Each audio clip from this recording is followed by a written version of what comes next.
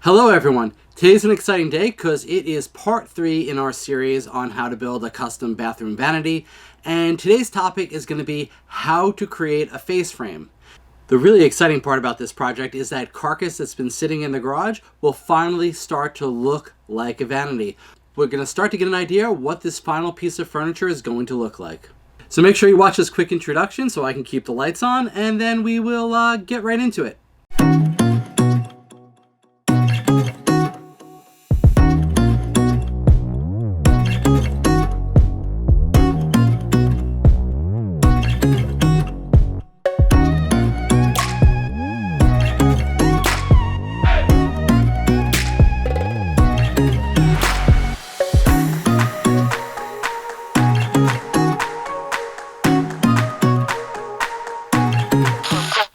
Building the face frame is not really that difficult of a task. All we're doing is taking some pieces of 3/4 inch material and using it to make a frame that covers up all the raw edges of the plywood that are facing out from the carcass. And later on we can stain or finish this face frame any way we like. The easiest way to start the face frame is take the carcass and flip it over on its back. That way the exposed edges that you want to cover up of the carcass are facing up, and you can use gravity to help you lay out the face frame on top of it. For my face frame, I'm going to use 1x2 material, which is roughly 1.5 by 3/4 inches thick. I'm going to take this and I'm going to lay it across the top of the carcass, and I'm going to measure all the different members before I go ahead and put them together. To figure out how long to cut each piece, I'm just going to lay it on top of the carcass and mark the edges. Now when you lay out your own face frame, you can use any size width material that you want. This is only going to change the look of the cabinet. It doesn't change the function of the face frame itself, which is just to go ahead and cover those exposed edges. So as long as you do that, the face frame is doing what you need it to do. Another general practice when laying out a face frame is to have the rails, which are the horizontal components, go the entire length of the cabinet, and then have the stiles, which are the vertical components, go between those rails.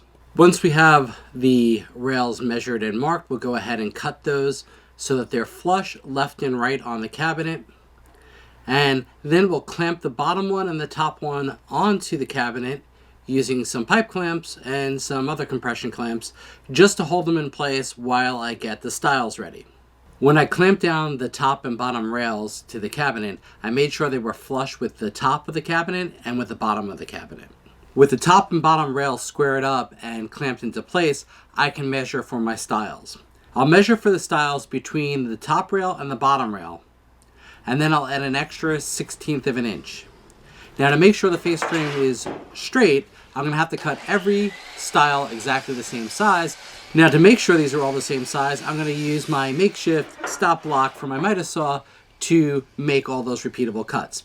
Now if you're curious about this stop block system, I made a video about that and you can check that out somewhere over here, but finish watching this video first and just save that one for later. But definitely watch both of them. The reason I'm making these stiles an extra 1/16 of an inch longer than they would be just to fit between the top and bottom rail is so that it offsets the bottom rail a 1/16 of an inch below the bottom of the plywood. Now this will do two things. It will make sure that the bottom of the plywood is completely covered. The other thing it will allow me to do is use another piece of 3/4 inch material, the same stuff I've used for the face frame, and take that and use it as a guide for where I'm going to set my first drawer. Don't worry if it doesn't make any sense now, it will later when we install the drawers. Now that we have all the stiles cut, we can go ahead and loosen up the clamps on the bottom rail and then test fit all the stiles across the two sides and the middle dividers of the cabinet. For my cabinet design, I'm going to have drawers on the right and left sides, and in the middle I'm going to have just a regular cabinet door that opens from the middle both directions out. When I'm laying out these stiles, you'll very quickly notice that they are bigger than the ends of your plywood.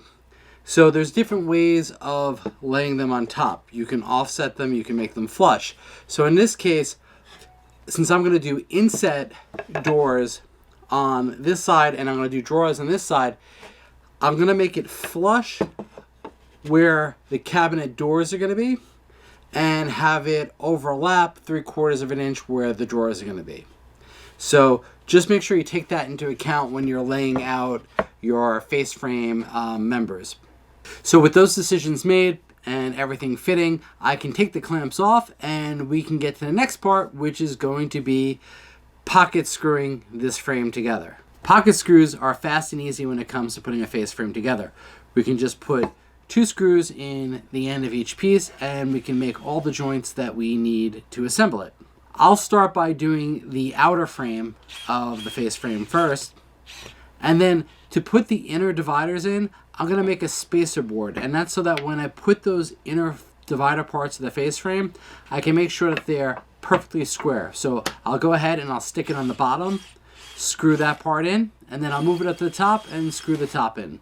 Of course, you could just make 2 equally sized spacers and do them both simultaneously, but I find just making one, saving a little bit of wood, and doing it this way works just fine for me. When working with pocket screws and hardwood, you want to make sure of 2 things. One, that you have the correct screws and therefore the hardwood and not the softwood kind. The hardwood screws have a tighter thread and makes it so that it pulls into the wood without any chance of splitting it, or less chance of splitting it. The second thing is you want to make sure that you set the clutch on your drill so it doesn't over tighten the screws.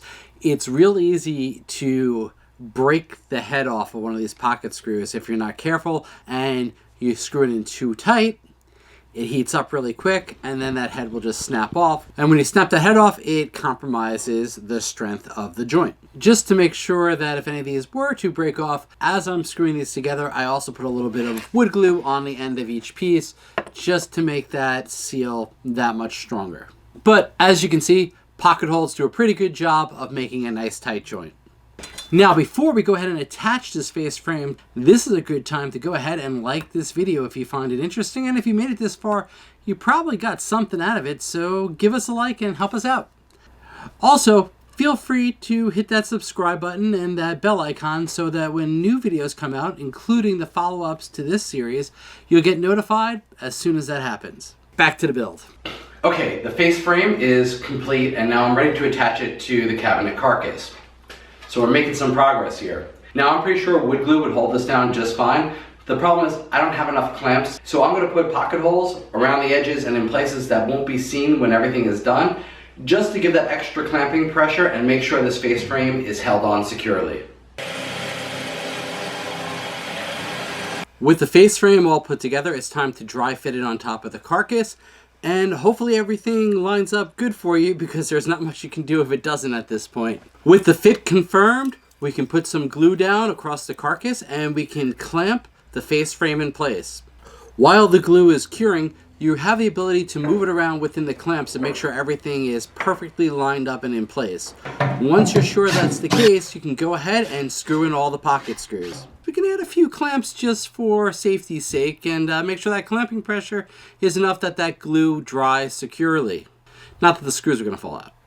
After leaving everything clamped up for a few hours, we can go ahead and take these clamps off and get ready for the finishing process. The first thing I'm going to do is go ahead and rough sand the entire face frame to make sure it's all nice and smooth and there's no protrusions.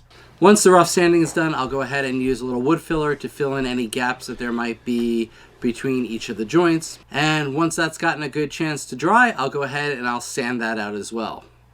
And here is what the cabinet looks like with the face frame on.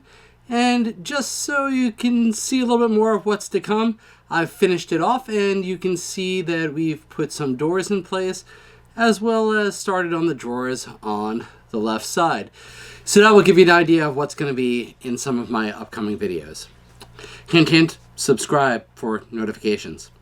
Thanks for watching. I hope you found this video on constructing a face frame useful. If you have any questions, just leave them down below. I always answer all the comments and any questions you leave there. If you want to subscribe, that'd be really cool too, so go ahead and do that. We'll make sure that we let you know when we come out with a new video.